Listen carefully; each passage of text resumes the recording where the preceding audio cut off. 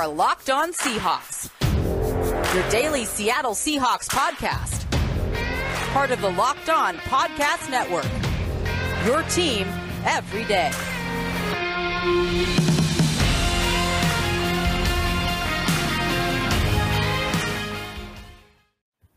Greetings, 12s. This is Corbin Smith, your host for Locked On Seahawks. Joining me, as always, my co-host in crime, Rob Rang. Happy Wednesday to all of our listeners. We're now just 4 days away from opening kickoff of the 2021 season when the Seahawks take on the Colts at Lucas Oil Stadium. As we're going to be doing every Wednesday throughout the season, Rob and I are going to be breaking down 6 key matchups, 3 when the Seahawks are on offense, 3 when the Seahawks are on defense, on today's show. And we've got our first injury report. How exciting. Jam-packed episode coming your way. Let's get rolling. The NFL season is about to begin, and nobody covers it like the Locked On Podcast Network. August 30th through September 8th, Locked On's Ultimate Season Preview is taking you through every team and every division with the help of Odyssey's Ross Tucker and Jason LaCanfora. Follow the Ultimate Season Preview 2021 feed on the Odyssey app or wherever you get your podcast to tune in beginning August 30th. Now for your lead story here on Locked On Seahawks. One of the things that's most anticipated going into the first week of the season, when we're in the preseason, we don't get to see injury reports. That changes in week 1. On Wednesday, every team is required to start handing out injury reports after practice. And as expected, the Seahawks and the Colts, for the most part, are pretty healthy going into this season opener at Lucas Oil Stadium. But the Colts have a few players that could be in question for Sunday, and the Seahawks had a few players that maybe were a bit surprising to be included as limited in Wednesday's practice, including rookie D. Eskridge, and it was with a toe designation. We know he missed most of training camp on the PUP list with a toe injury, so I don't think that's concerning, but it might be something that kind of gets fans alarmed a little bit going into this week 1 matchup. Yeah, I think it does get fans a little bit nervous because obviously Seattle has had their injury issues with some of their top rookies in prior seasons. But at the same time, it was a limited practice by D. Eskridge, and the fact that it was the toe injury that we have seen him be limited earlier, I think is somewhat comforting because obviously Eskridge was active and made some pretty exciting plays in that final preseason game, Corbin. And it's very different when you look at who the Indianapolis Colts have as not participating in practice. Now, it should be stated there had been a lot of talk that maybe their quarterback, Carson Wentz, was not going to be able to participate in the opening season game, and yet he is very much on track to participate. However, his best blocker, Quentin Nelson, wound up not participating in practice today because both of a foot and back injury, as well as the cornerback for the Colts, who I think is actually the best of Indianapolis's corners to match up, especially against DK Metcalf in terms of his size, and that being the former Pro Bowl with the Minnesota Vikings, Xavier Rhodes. So both of them being completely out of Wednesday's practice, a key practice on the NFL schedule. As I mentioned before, Quentin Nelson with a foot and back injury situation, Xavier Rhodes with a calf injury. Both of those being completely out, Corbin. I think the Seahawks have to be kind of excited because 2 of the better players for the Colts, at least in my opinion, if they are not able to play in this game at all, then it's going to be that much easier to go into Indianapolis and be able to emerge with a victory. And we'll have a chance, I'm sure, to talk about this a little later in the show, but the Colts offensive line is already pretty banged up, and Wentz and Nelson both had surgery on an injured foot in early August, and the timeline was 5 to 12 weeks. Obviously, they have expectations that Carson Wentz is going to be starting this game against the Seahawks, so he was on the short end of that timeline, and it sounds like there's still a chance Quentin Nelson could play. They are playing that by ear right now. I would think if he doesn't practice Thursday that makes it pretty hard to see him playing against the Seahawks, but tomorrow is going to be a critical day for a number of those injured players, with Xavier Rhodes being included. It does feel like the Colts have more pressing issues on their injury report because every player that could have practiced for the Seahawks today was at least limited. That even included Dwayne Brown, who's got the dreaded load management label on his injury designation. Obviously, they just got Dwayne Brown back from his hold-in. He is going to be ready to go. I'd be surprised if he is ever a full participant in a practice the entire season.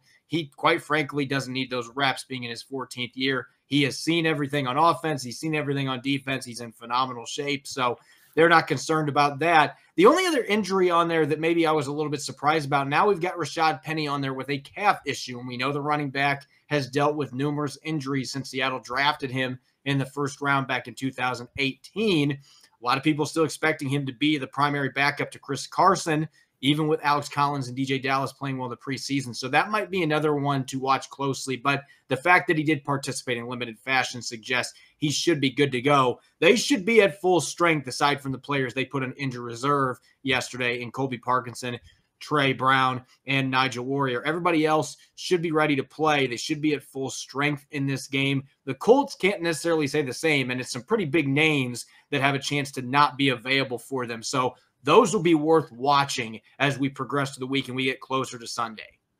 They really will. As I just mentioned, I mean, the drop-off between Quentin Nelson and the young man who is currently listed by the Indianapolis Colts as being, their backup at that position is Chris Reed. And Chris Reed is basically the definition of a journeyman. Been with a couple of different NFL clubs already in his career, joined in the NFL as an undrafted free agent. So you're talking about truly one of the best interior offensive linemen in the entire NFL, to a guy who, again, is a quality player and a legitimate NFL player. He has proven that over his career. I believe it's now 6 years in the NFL. But at the same time, he is very much the journeyman, and so that would be a huge loss for the Colts. As we're going to break down a little bit more, later today, then the Colts' secondary depth is also a little bit concerning. So that might be something that Seattle is able to exploit. So again, to me, the big news here is the Colts are hurting a little bit entering into the season. The Seahawks, on the other hand, it feels like most of their best players certainly are ready to rock. And then we have guys like Dwayne Eskridge, who obviously is going to be expected to play a little bit of a complementary role. Rashad Penny, Ethan Posick, players who are good players, very important to Seattle's long-term future throughout the entire season. But at the same time, I think we all recognize that Eskridge, Posick, Rashad Penny, as you mentioned, again, all important players, but all also kind of backups. And so if Seattle enters this game as healthy as they can be, we'll see. They still, of course, have the Thursday practice to get through. Then obviously that's a very good sign for the Seahawks. And as always, for both teams, you got to hope that no practice injuries happen leading up to Sunday's game. That is always your number one hope. Can we prepare for the upcoming game and avoid somebody suffering an injury in practice? We see it all the time around the league. So both teams will be hoping for a good, clean bill of health going into this season opener at Lucas Oil Stadium. When we come back in the second quarter, one of our favorite segments of the week, we're going to be dishing out our 6 matchups to watch. We're going to start when the Seahawks are on the offensive side of the football going against a very solid Indianapolis Colts defense. We'll be right back. You're listening to the Locked On Seahawks podcast, part of the Locked On Podcast Network, your team every day. It's that time of year again, and all eyes are turning to a football. Gosh darn it. It's that time of year again, and all eyes are now turning to football as teams are back on the gridiron to start the football season. As always, BetOnline is your number one spot for all the pro and college football action this season. Get all the updated odds, props, and contests, including online's biggest $500,000 NFL mega contest and the world's largest $200,000 NFL Survivor contest, now up on BetOnline. Head to the website or use your mobile device to sign up today and receive your 100% welcome bonus. And make sure to take advantage of their opening day super promo coming up on Thursday, September 9th, when the Buccaneers and the Cowboys face off. If you lose, your wager will be refunded up to $25 for new customers only when signing up and using the promo code NFL100. BetOnline is the fastest and easiest way to bet all your favorite sports, from football, basketball, and boxing, right to your favorite Vegas casino games. Don't wait and take advantage of all the great offers available for the upcoming season. BetOnline, your online sportsbook experts. Welcome back to the Locked On Seahawks podcast, Wednesday edition. This is your host, Corbin Smith, joined as always by Rob Rang, getting closer and closer to the season opener for the Seahawks, traveling to Indianapolis to face the Colts. We talked about this on our last episode. The Colts were 11-5 last year, got a wild card in the AFC South, were red hot going into the playoffs.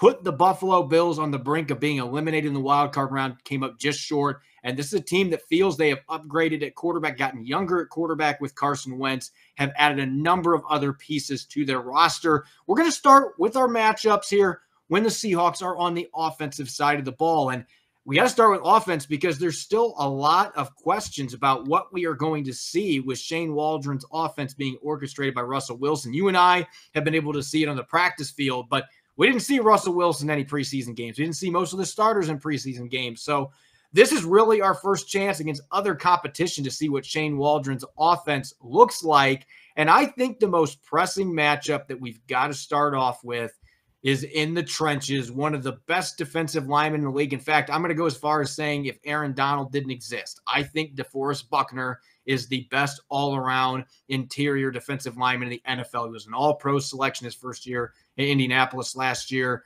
He's got great length. He plays with really good leverage for his size, just a physical football player, very athletic, can defend the run and the pass.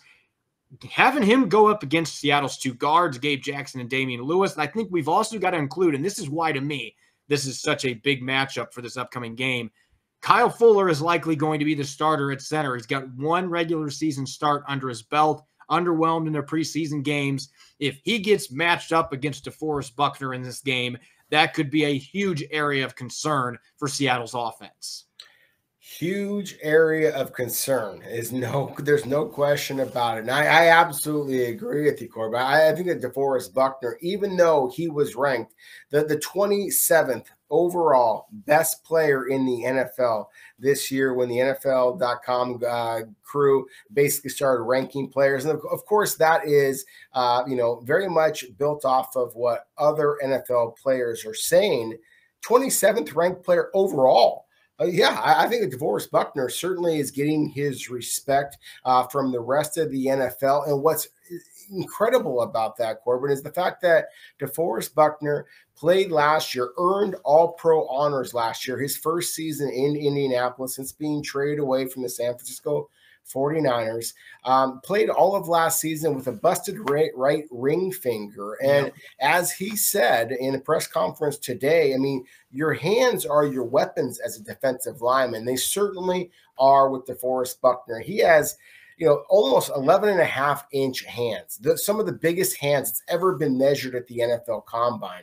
I mean, it's a guy that has hands almost like Shaquille O'Neal with the way that he is able to basically just palm different, would-be blockers and be able to rip them and shed them. And that obviously is a huge concern considering the fact that Seattle has a great deal of transition on that interior offensive line. I am a big fan of Damian Lewis. I'm a big fan of Gabe Jackson. And I'm a bigger fan of Kyle Fuller and the improvement that he's shown at the center position over the training camp in the preseason than a lot of people seem to be. But DeForest Buckner is a different level of player. As you just mentioned, Aaron Donald might just be the most dominant player in all of the NFL, regardless of position. But DeForest Buckner is a massive and very powerful man that can just do absolute wreak havoc in the interior of the offensive line. So that needs to be the number one priority for Seattle when they're going up offensively against the Colts defense, is somehow slowing down the player I like to call Defoe. Some of us might remember a character from the movie Friday, Debo, and the actor who played that, unfortunately has passed away, but just his character is kind of iconic. Well, Defoe is very similar to Debo in that he is physical and he is intimidating, and he certainly can be that. The last game that DeForest Buckner played against the Seahawks was when he was with the San Francisco 49ers. He had a sack and a tackle for loss in that game. I think that he can have at least that in this game. So you're talking about a player who can absolutely ruin your season in a snap. DeForest Buckner can be that. So, yes, it is absolutely critical that Seattle be able to slow DeForest Buckner as much as possible. And if I'm the Colts, I'm trying to find ways that I can isolate him on Kyle Fuller. That is part of my game plan. I'm working him over at nose tackle. He's got the size to be able to do it. I'm trying to find ways to force the Seahawks to double up with one of their guards. And then you can create blitzing opportunities for your linebackers. And I think that leads us to another very interesting positional matchup in this game, because you're looking at strength versus strength in this instance. I think Chris Carson, whoever the backup running back in this game is going to be, going up against Bobby Okereke and Darius Leonard, the all-pro linebacker for the Colts, two very good linebackers that they've got in the middle. They're outstanding run defenders. They're great tacklers, great instincts, very athletic players. This really is a strength-on-strength matchup because, to me, you look at the Colts last year, top 5 run defense in the NFL. And Pete Carroll was talking about that today, just how solid that front 4 is, that front 7, and their ability to maintain their gap integrity, their ability to handle their responsibilities. And that really makes them a difficult team to run the football against. But when you talk about some of the pass rushers like DeForest Buckner the Colts have, it feels like, especially on the road, Seattle is going to have to be able to get some traction with its ground game. And I think that revolves around number 32. Can Chris Carson come out and have a strong start to the season? And you want to always see those great running backs going against elite linebackers. You are going to see that, especially when Chris Carson and Darius Leonard are going up against each other. That is a matchup that I'm very enticed by going into this football game that I think could have a lot of bearing on how the final outcome plays out. Because if the Seahawks can run the ball well and create more opportunities for play action for Russell Wilson, the rest of the offense, I really think that can unlock a lot of things in Shane Waldron's playbook in the opener. Oh, no question about it. I mean, of course, that's kind of the way that most football games go, is that any team that can kind of control, the time of possession and control basically the momentum of the game with their running attack, that certainly is critical. But I think especially in this game, you have two teams in the Seahawks and the Indianapolis Colts who very much want to, basically just impose their will on the defense with their running game. So I love this individual matchup. As you said, it is strength versus strength, but they're very different styles. One of the reasons why Chris Carson wound up falling all the way into the 7th round is the fact that he does not have that elite straight line speed. Whereas with the two Indianapolis Colts linebackers that you just mentioned, Bobby Okereke as well as Darius Leonard, speed is their game. They will absolutely beat Chris Carson to the edge if that is the kind of play calling that Shane Waldron shows. And I wanted to mention Shane Waldron because, of course, this is his debut in the regular season as Seattle's play caller. So it's going to be critical to see how Seattle is able to sprinkle in the run. Are they going to use the run to set up the passes? Is it going to be the opposite? It's going to be fascinating to kind of see how that works out. But again, with Darius Leonard and Bobby Okereke, these are two run and chase linebackers. They are not quite as big and physical at the point of attack. Chris Carson might just be the most physical running back in the NFL. I think that he has an opportunity here. And again, Seattle's guards and centers as well, creep up to the 2nd level, might be able to get to those linebackers, be able to put them on their backside, create some big running lanes. But if Seattle tries to run outside on these guys can absolutely run. Bobby Okereke came from Stanford. Usually Stanford are the big kind of physical downhill guys. Okereke is a different guy. We haven't seen players like this, linebackers from Stanford like this, who can absolutely turn and run the way he can. So I think it's an important matchup to highlight. I'm sorry. I think it's an important matchup to highlight, but Seattle has to run downhill and hit these guys. It's going to be fascinating to see if they're able to be successful in doing so. Yeah, as I mentioned, it's sideline to sideline burst, and both of the Colts middle linebackers are just oozing with that ability. So you're going to be really hard-pressed to be able to run the football well outside. And that's not to say you can't try that at all. You got to be able to mix things up. But that is definitely a strength for the Colts defense at the 2nd level, the ability of those guys to just fly around the field, particularly sideline to sideline. And so that is going to be a fun matchup to watch. Now, it's interesting. These first two matches we looked at, the first one really favors DeForest Buckner, especially when he goes up against Kyle Fuller in the middle. The second one was truly strength on strength. Chris Carson going against the stud linebackers for the Colts. This is a matchup that I feel like Seattle can really exploit, and that's their receivers, DK Metcalf, Tyler Lockett, and D. Eskridge, against the Colts secondary. And I'm going to highlight the cornerbacks in particular because if somehow Xavier Rhodes cannot play in this game, he did not practice today, as we talked about in the first quarter. If he is inactive, the replacement for him is going to be TJ Carey, who is a veteran at this point that I think has played for about half of the NFL. And he's been unable to secure a long-term job. He's been cut several times. Not a bad football player necessarily. As a reserve, can play well in special teams, but there is no way if TJ Carey's going up against Tyler Lockett or somehow DK Metcalf there is no way that Russell Wilson is not back in the pocket just licking his lips about the possibility. And Rock Ya-Sin at the other cornerback spot is a solid young player, but he's been very inconsistent, and there have been some issues giving up the big play. You are going against a couple of receivers, a trio of receivers that big play is their middle name. And so I think those downfield opportunities can be there for Russell Wilson, especially if the offensive line is able to hold up at the point of attack, prevent a player like DeForest Buckner from single-handedly wreaking havoc. The Colts lost some pass rushers off last year's team. We talked about that yesterday. Justin Houston now gone. They also lost Autry going to the Titans. Two of their top 3 sack producers are no longer on the roster. If Russell Wilson's got time in the pocket and they're going against the secondary minus Xavier Rhodes with the young, unproven safeties that the Colts have as well, this feels like a game where there should be some shot plays to be had, and that could really turn the tide in the Seahawks' favor.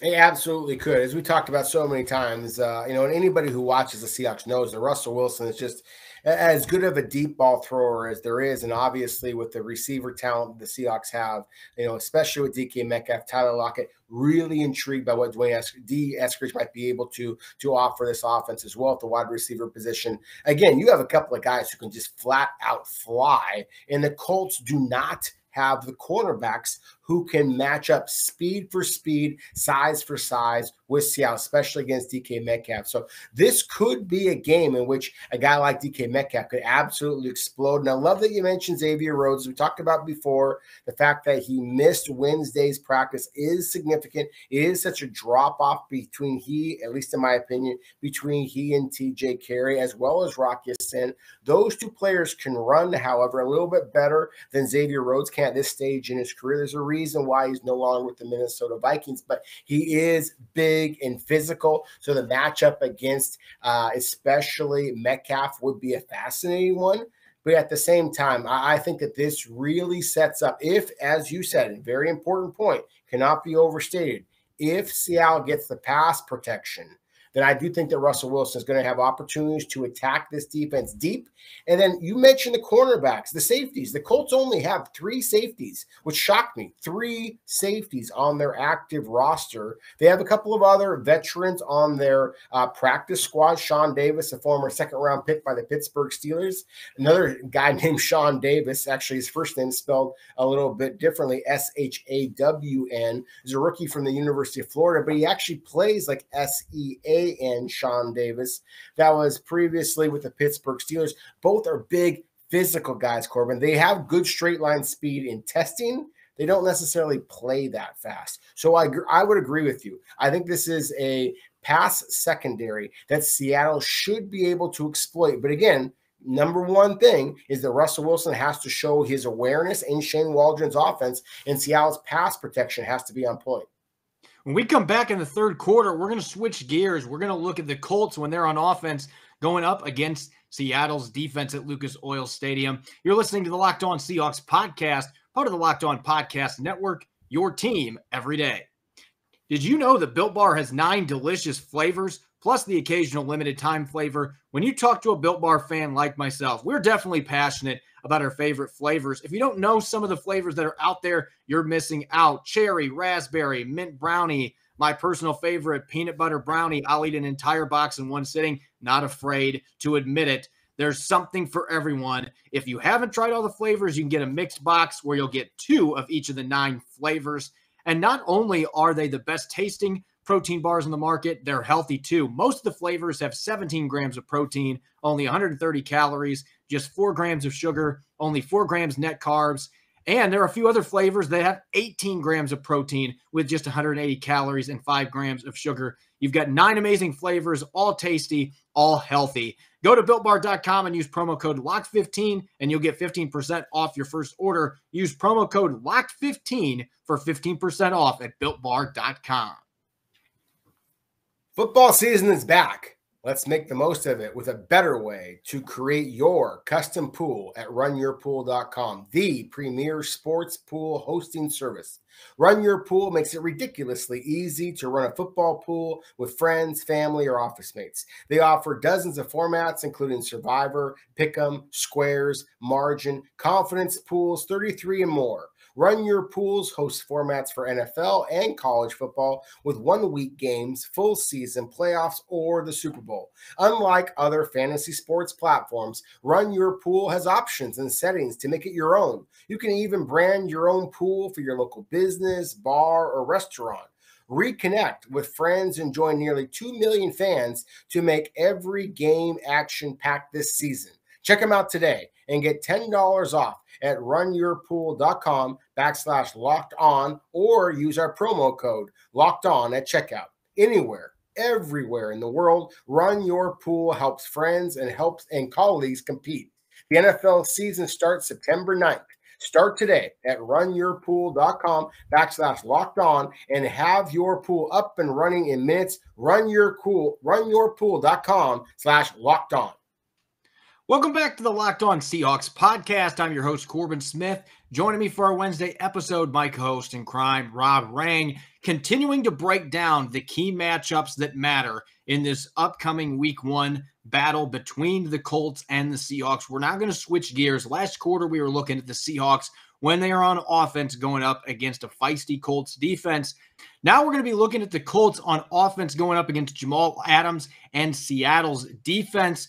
As far as key matchups are concerned, I think the first one that really matters when we're looking at this game, I think we need to talk about the running backs going against the linebackers. We already looked at that from Seattle's perspective, but we know that the Seahawks on defense have perennial All-Pro Bobby Wagner. They have a rising star in Jordan Brooks. On the other side, the Colts have a 4-pack of running backs that all can hurt you in different ways, led by Jonathan Taylor. They still have Marlon Mack on the roster. They have Hines, who's a pass-catching back. They have a number of players that can hurt you on their offense. And so this is going to be a really important game for the linebackers to play their A game. Bobby Wagner needs to play like the All-Pro that he is. Jordan Brooks needs to show that the improvements he made in the preseason are going to carry over into the regular season, that he's going to be that tackling machine that can fly sideline to sideline. They're going to need to do that because all of these running backs can beat you with the football in their hands as ball carriers in the run game. They can also hurt you as receivers out of the backfield. Bobby Wagner mentioned it today. Most of the time when the Colts are passing the football, the running backs are not in to pass protect. They are out running routes, and so linebackers are going to have to be ready to defend the running backs, and if they're not able to do that, that could be a major problem in this football game. It absolutely could be a major problem. Jonathan Taylor is legit. I mean, this kid is a young superstar in the NFL, in my opinion. There's the reason why I was kind of trying to pound the table a year ago for the Seahawks to draft Jonathan Taylor. Just because I see a guy who is every bit the dominant player in the NFL that he was in college when he ran for 2,000 plus yards for the University of Wisconsin, Corbin. So I think that you were right to mention the fact that the Colts have such a dynamic running back depth chart. But I really do feel the same way I felt about DeForest Buckner on the defensive side of the ball, then the offensive side of the ball. The Seahawks really, there has one player that they have to stop or have to at least slow down, and that being Jonathan Taylor. Now, I have a great deal of respect for some of the receiving talent, the quarterback talent that the Indianapolis Colts have. But again, Taylor, to me, is where this game plan starts and finishes, essentially, for the Seahawks. I am very concerned about Nyheim Hines, especially in terms of his ability as a receiver out of the backfield as well. And I think that it's going to be absolutely critical for Seattle's linebackers. You mentioned Wagner as well as Brooks to be able to kind of flatten out and get out to those edges and to be able to slow down the passing game. But again, most critically, being able to slow down the Indianapolis Colts just downhill running game. Now, a huge part of that, besides the backs, of course, is who's going to be blocking for the Colts. As we talked about earlier, Quentin Nelson, their absolute All-Pro, perhaps a future Hall of Famer if he continues his current career trajectory at the left guard position. If the Colts don't have Big Q, Quentin Nelson, the left guard position, that completely changes things for them. They have a terrific center in Ryan Kelly. Their right guard is actually former Seahawk Mark Lewinsky, who's a good football player, by the way, but at the same time, without big Quentin Nelson, this is a different squad. So to me, it's going to be fascinating to see the way that the Seahawks are able to kind of match up there. I like any game in which the Seahawks have to be more physical. I really believe that this is a good physical defense, but at the same time, the Colts are going to hit them in the mouth, so they're going to have to match up and and match up the intensity and physicality to be able to emerge from Lucas Oil Stadium and victorious. They're going to have to be able to limit yards after contact, because that is going to be key for the Colts. If they are able to pick up chunks of yardage after contact regularly in this game, it is going to quickly wear down Seattle's front, especially with the depth concerns they have with their defensive tackle position. So I think that is critical in this football game. A matchup that I think could really work in Seattle's favor, depending on who's in the lineup. We talked about this some yesterday. Phillip Rivers obviously retired, but I don't know that he was the biggest retirement on offense for the Colts. They also lost 10 years starting left tackle Anthony Costanzo. He also walked away and hung up his cleats, and they decided to replace him with Eric Fisher. Now, former number 1 overall pick for the Chiefs, is a really good player when he's healthy, but he's coming off an Achilles injury. He's been cleared to practice, but he was on the COVID list for the last week and a half. So there's a lot of uncertainty whether he's going to be able to play in this game. Sam Tevi, who they signed in free agency, is on injured reserve now. So you could realistically see Matt Pryor, the journeyman tackle, out there at left tackle. That would be a huge advantage for Carlos Dunlap, LJ Collier, all the Seahawks defensive ends that are going to be working off the edge. If you have Pryor in the lineup instead of a player like Eric Fisher, who, is, like I said, has been a very solid starter when he's been healthy, they just don't know if they are going to have him out there. And on the other side, Braden Smith has turned into a solid right tackle, but he has had his inconsistency issues with pass protection, and he's dealt with a few injuries during training camp. So it feels like off the edge, the Seahawks, with the depth they've amassed at the defensive end position, as well as having Darrell Taylor, Sam linebacker, that this could be an area that they can exploit on defense. If they're able to turn up the heat on Carson Wentz, we've seen him do it when Wentz was playing in Philadelphia, and the results swung wildly into Seattle's favor. It feels like that could happen again in this football game, especially if Quentin Nelson's not playing either. That's an offensive line that suddenly goes from being one of the best in the NFL to that being a major weakness for this football team, given the players that would be out of the lineup. Yeah, excellent points. I think that if the Colts have Eric Fisher, as you mentioned, former number 1 overall pick, I remember watching him at the Senior Bowl at a Central Michigan. Didn't think that this young man would be able to play as well as he did and earn that spot. He absolutely did. But at the same time, coming off the Achilles, coming off of the COVID scare, and so his inability to practice and really get acclimated to this offense, I think, are all factors. Of course, Dwayne Brown has not been playing left tackle position for the Seahawks throughout training camp. Essentially, it's the exact same situation with Eric Fisher. And Dwayne Brown has the advantage of being with Seattle in previous season. Eric Fisher doesn't have that, and of course, the quarterback Carson Wentz doesn't have that. As we talked about yesterday, the Colts were actually pretty successful in protecting a pretty slow-footed quarterback in Phillip Rivers a year ago. But while Phillip Rivers didn't have the foot speed of some of today's quarterbacks, he was so savvy that he was able typically to get the ball out of his hands. And that has been one of the things that's been a little bit of a bugaboo for Carson Wentz. So I would agree with you. I think that it's, again, critical for Seattle to get ahead of the sticks, get ahead of the Indianapolis Colts, and force them to try and pass their way back into this game. If that is the case, then I do think that Seattle's pass rush could absolutely go off. We've talked about some of the Seattle's intriguing pass rushers throughout the entire training camp, Corbin. We've seen the flashes from some of Seattle's young guys. I'm looking at you, Carlos Dunlap. What do you got against an offensive tackle crew that may not be quite what the Colts would like it to be? That might be an opportunity for Carlos Dunlap, maybe Jamal Adams, to be able to get some pressure off the edge and be able to eat up some sacks against a Carson Wentz, a guy that when he starts to get hit, he's not the same quarterback.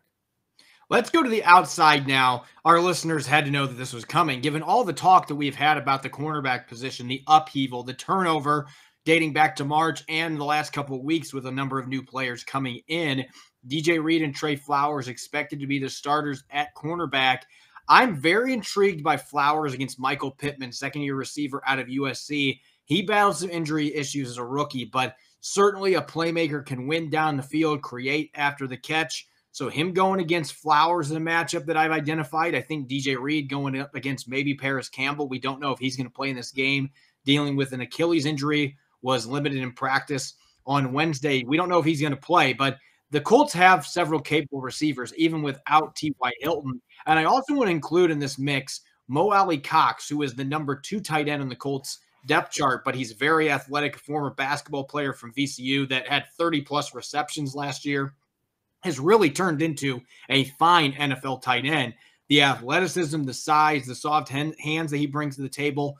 You could see him going up against Marquise Blair in the slot quite a bit in this football game. And that is a matchup that the football purist to me gets really excited about. A super physical, hard-hitting safety against a basketball player turned tight end hybrid that kind of is like a mutant out there that's still learning the game and has made a lot of plays for the Colts over the last year or so. So that is a matchup that I think could swing either way. A number of matchups on the outside. Carson Wentz already has more weapons than he had in Philadelphia the last couple of years.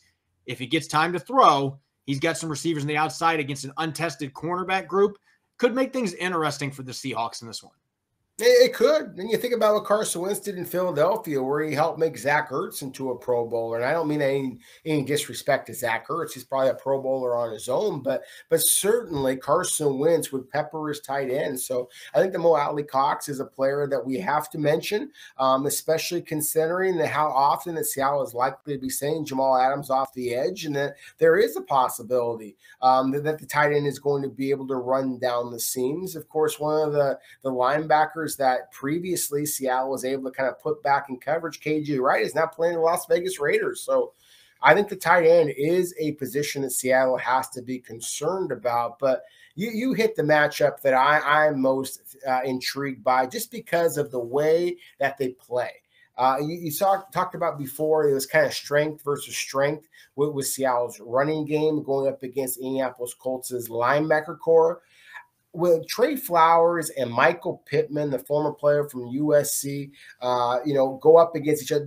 Neither of these two players have the elite straight line speed that a lot of NFL teams are looking for, but they are physical. They will compete for the ball. And so I think that, the football guy, the NFL scout kind of guy in me just wants to see these two guys duke it out. I want to see Carson Wentz throw the ball and see if Trey Flowers is going to turn his head and make a play on the ball, because Michael Pittman absolutely will. He is a big physical receiver. He catches the ball at its highest points. And so it's going to be an intriguing matchup. Now, I would have said a guy that I've been talking about since his days at Florida International, as you mentioned, the guy T.Y. Hilton is an absolute playmaker. And the fact that he is not likely to be available for the Colts in this game is critical, because he has the straight line speed to change things for the Colts. Paris Campbell, former Ohio State wide receiver, also has that ability. But with both of them trending towards not likely to be available,